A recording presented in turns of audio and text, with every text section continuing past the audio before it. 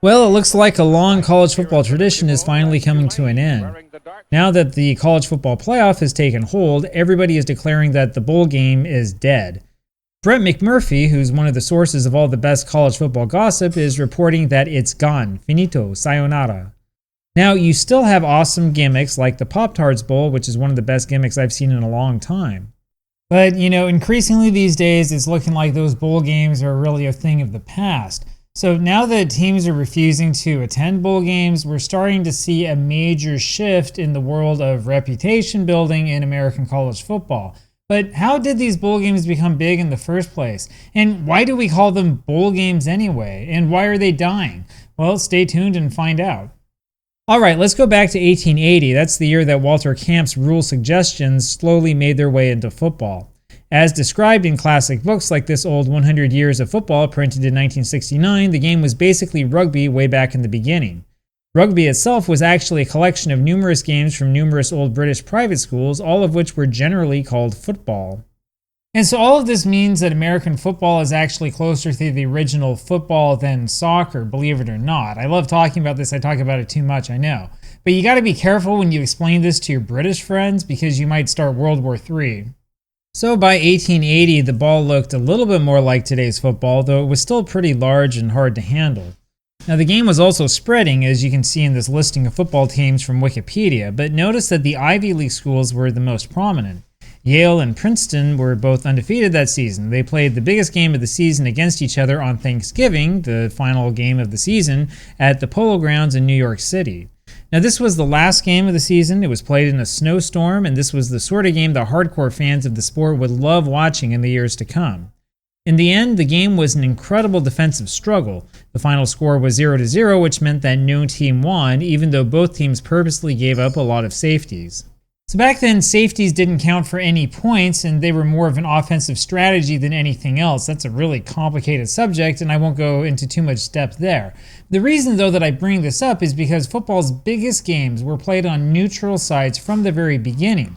The reason why they played that huge game at the Polo Grounds in 1880 is because the Polo Grounds had thousands of seats, and they were going to fill those seats. A lot of people were interested in this game. The game was already a huge spectator sport back then, and this is before there was like the 3-down system, which is before the 4-down system. Anyway, this is the part we're going to start with, the concept of the bowl stadium. Okay, so technically the oldest college football stadium should be something like Franklin Field at Penn, though it wasn't really a permanent structure until something like 1903. Really, it's Harvard Stadium that led to the beginning of the major stadium era of college football. Now, Harvard Stadium was a really big deal when it opened in 1903, in large part because of its use of reinforced structural concrete, which gave it a large seating capacity and its majestic design. The seating capacity of about 28,000 seems small by modern standards, but for 1903 this was huge. This was bigger than all the professional baseball stadiums, and it was one of the most imposing stadiums in the world. So, you know that this was Harvard, of course, so there were all sorts of comparisons between this stadium, the old Panathinaikos Stadium of Greece. I probably said that name wrong, so sue me. Anyway, in fact, you can find old newspaper articles going up to the 1920s that make these comparisons between the grand stadiums of America and the grand stadiums of antiquity. And the design, the architecture was definitely based on these classical models.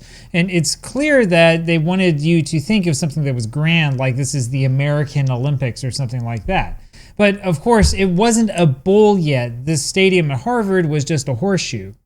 It was the Yale Bowl in 1912 that was the first fully enclosed bowl stadium. And you can see from this 1924 photo why they called it a bowl stadium. It literally looks like a dish that somebody placed in the middle of campus.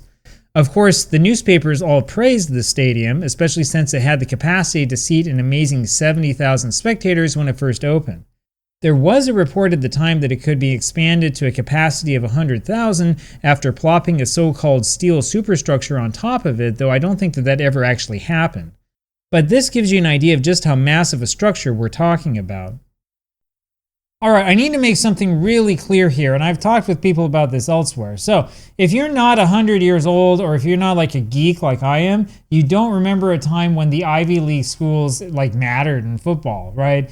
The truth is that the true college football blue bloods are actually the Ivy League schools, right? There was a time when the Ivy League totally dominated the sport. So if you go back to the 1910s, big time college football meant Ivy League football. This was over Ohio State and Michigan. This was over Notre Dame, which nobody had heard of then. This was over Carlisle. This was over USC. The Ivy League was what most people consider to be the championship league. So there is a reason why they were talking about having like 100,000 people attend Yale football games back then. It's because Yale was at like the top of the pyramid.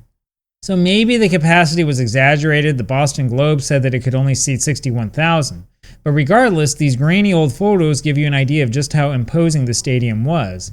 And the Yale Bowl wound up being one of the most influential stadiums in the history of the sport, even if the Ivy League decided to stop playing the same game as everybody else. And hey, like I said, the game of college football back then was literally the Ivy League game, as you can see in this cartoon from the old New York Tribune about a week after the Yale Bowl opened.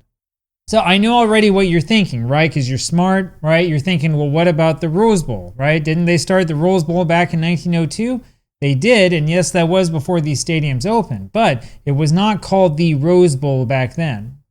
As you know, the first Rose Bowl was played on January 1st, 1902 between Michigan and Stanford. But the game was officially called the Tournament East-West Football Game, not the Rose Bowl. In fact, the name Tournament of Roses came from the members of the Valley Hunt Club who wanted to stage a big parade and to show off California's nice climate to the rest of the country. Anyway, I guess the idea that these guys had was to like show off the fact that there were roses in bloom in California on January 1st or something like that. And anyway, this whole concept is just perfect for college football, right? The most famous bowl game in the world came from a bunch of rich guys who just wanted to show stuff off. Anyway, up until 1922, the Rose Festival was something distinct from the big football game. You had the parade in the morning, the football game in the afternoon, a big dinner in the evening, and then a big ball after that. The Rose Bowl was completed in time for the January 1st, 1923 game, and the game took on the name of the stadium. And the Rose Bowl was designed after the Yale Bowl, as you can see in this home footage from the 1929 game. Now, this is the United States of America, right? There is nothing more American than economic competition, and the Rose Bowl's monopoly on the bowl game concept didn't last for long. 1935 was really the year of the bowl game. For example, January 1st marked the beginning of the Sugar Bowl. Like the Rose Bowl, the Sugar Bowl was played in a warm climate in the South and tried to achieve national recognition. Even though the stadium called the Orange Bowl wasn't built until 1937, the first Orange Bowl game was also held on January 1st, 1935. And the Sun Bowl started this same day in 1935. Anyway, it only grew from there. Now, the Rose Bowl was famous because it featured a team from the West and a team from the East. Now, sometimes these were the best teams. So, for example, 1925, you've got New Rockne's Notre Dame from the East and Pop Warner's Stanford from the West. Sometimes the game featured teams that weren't quite that good. Sometimes they were teams from military bases, such as like during World War I. After World War II, however, the Rose Bowl developed a contract with the old Pacific Coast Conference, the West Coast, and with the Big Nine Conference, technically the Midwest, but what they called the East. And that's where the conference tie-in started. But the teams and conferences that did not have a magical tie-in started to get really frustrated.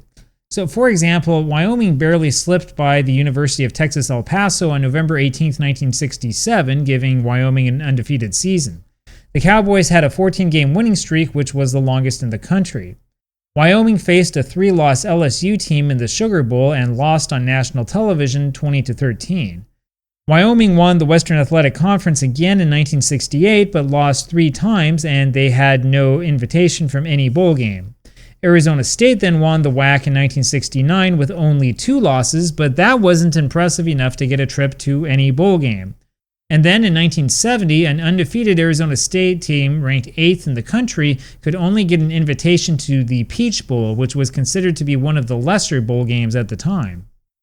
All right, this is where stuff really gets strange. Now, reputation is the key to understanding American college football, just like playing the game Football Manager. But even then, there are no real rules.